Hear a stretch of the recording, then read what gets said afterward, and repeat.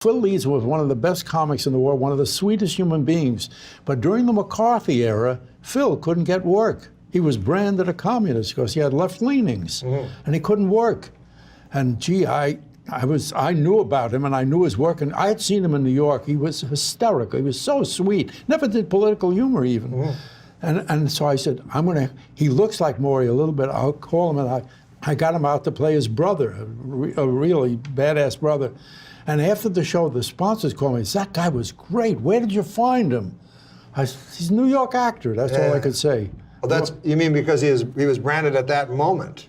Huh? The moment you cast him, he would still been branded. Oh, sure. Oh, yeah. Oh, yeah. They would have, if they knew he was one of the guys, they would say, you can't use him. Wow, that's interesting.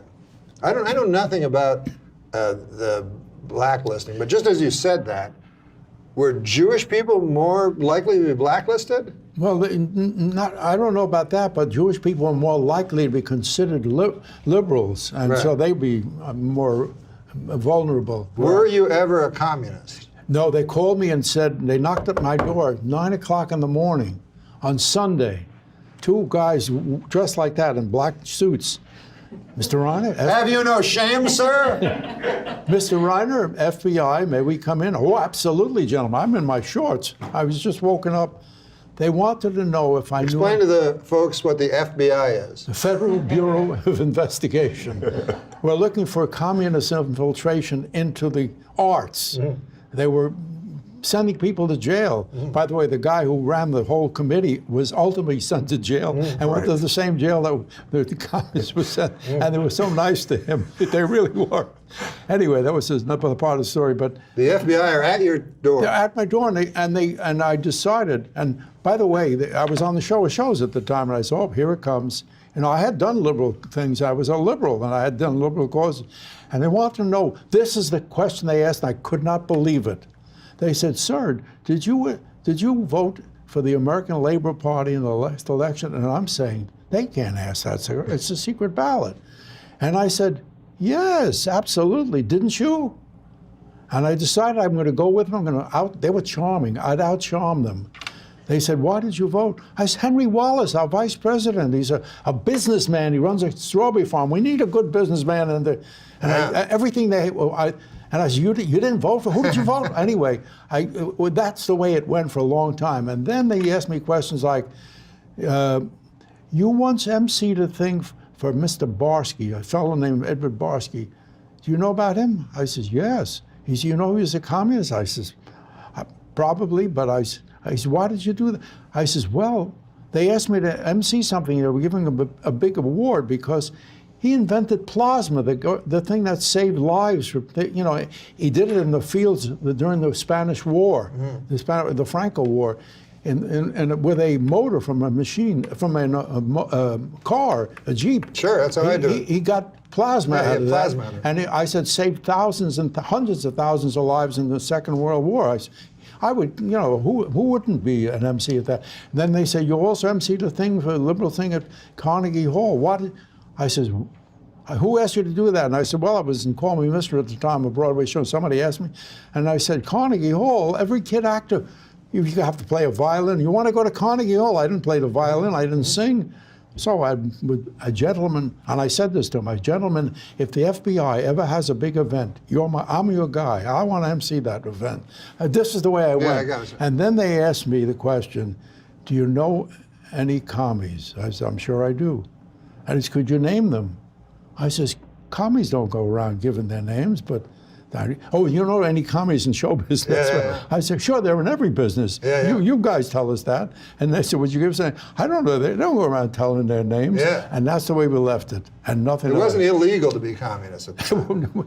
It was just, it couldn't work. I think the Constitution says you're allowed to think the way you want to think. Right. But you couldn't work. That's exactly. Do you ever think maybe it's a little like racism? A lot like racism. No, I mean, if you're a racist. Oh, yes. It's not illegal, but you can't work.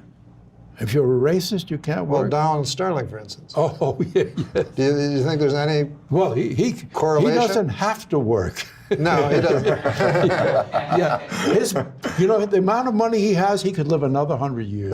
That's true. $10 billion. No, but a serious question, though. Yes. If a man has a job Yes. and he is a racist, Yes. should the job be taken away from him? No. Okay. But his fellows should. His fellows. Good news for him. Yeah. Not a racist. Feelings flowing up and down, picking up the pieces that you left behind, hitting a new type of flow, breathing in the smoke and clearing up my mind. The thoughts of you, I never knew what the hell you got me into. I've been bad, fuck do you mean? Tim was always Communist? he was a communist. This is the good intro? I Wow. I didn't want to bring it up, but he was a communist. No, I don't name names.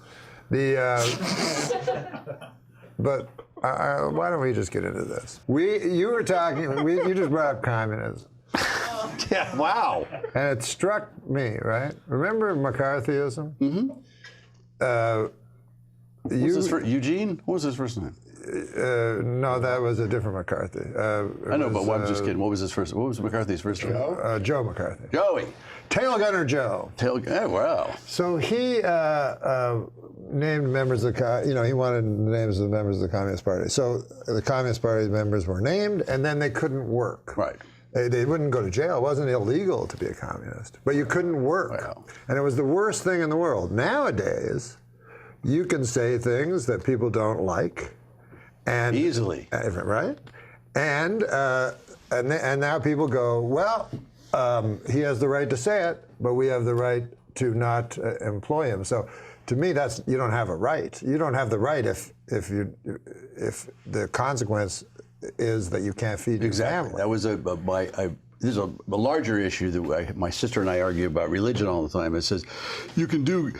I asked her, what's the purpose biblically? I'm a philosophy major. What is God's will, whatever that is? She says, well, to do the right thing. It says, so you have free will to do the right thing. She says, yes, but if you don't do what he wants, then he punishes you. So that's not actually a choice. Uh-huh. And this is the same thing. Yeah. You can, your opinion is valid, but if it isn't appealing, or if whatever that we think is, then you can be punished for it. And you have been punished for it. I don't know. I said I know you don't like to say that because you've been so blessed in your life. Probably. Right, because there's nothing. My life is fine. I said, what's funny to me is that I'm a stand-up comedian. Have been that way for quite a long time, and we're anarchists. True, yeah. Leno says you shouldn't fall in love with hookers. And that's show business. Show business is just a prostitute. It's all a prostitution. They only like you for a while, and then they move on to somebody else. And it's not. It's just the way it is. And if you fall, who knows more about show business than Leno? Well, and he's really, seriously. he does. And he says we are blessed to be comedians because people come to see you, they pay money, and you get it. There's nobody in the middle of that situation. Yeah. And I said one time I was doing an interview for both. I did an MSNBC, which is curious, and then I did a Fox interview. And I said, at the end of the interview, are you interviewing the character I'm playing or the guy that I am? And they said they didn't see any difference between that. And I said, it's a very different situation. You don't interview Mel Gibson or Harrison Ford as the guy in Blade Runner, but sometimes they'd want you to be that opinion. And I said, my opinion, it's always been that way as a stand-up. I hate taxes. I hate it as a stand-up comedian. I worked hard week by week. You get cash in an envelope, usually by guys in suits. That was the weirdest thing about comedy clubs. True, you had an envelope would come across the table. But you'd have to pay taxes. I had this weird partner, I always said. And the federal government never helped me, and I don't know what that was about. They always assist you in comedy clubs. What did the government ever do for us as comedians? Nothing. And when I was a kid, it was 45, 50%. Oh my God! Wow. Right? For regular people. Right, for regular people. For rich people, 80%. 80%. It was horrible. I never. That's always been my position as a comedian. I don't know why we got onto this subject, but this never stopped. No. There's something to do with McCarthy and communists? Is that how this went? No, I thought because you brought up communism, that we're facing nowadays, where you can get fired for your political beliefs. And actually, communism was a sort of a dangerous thing. Well, now they're like, everybody likes them. Yes.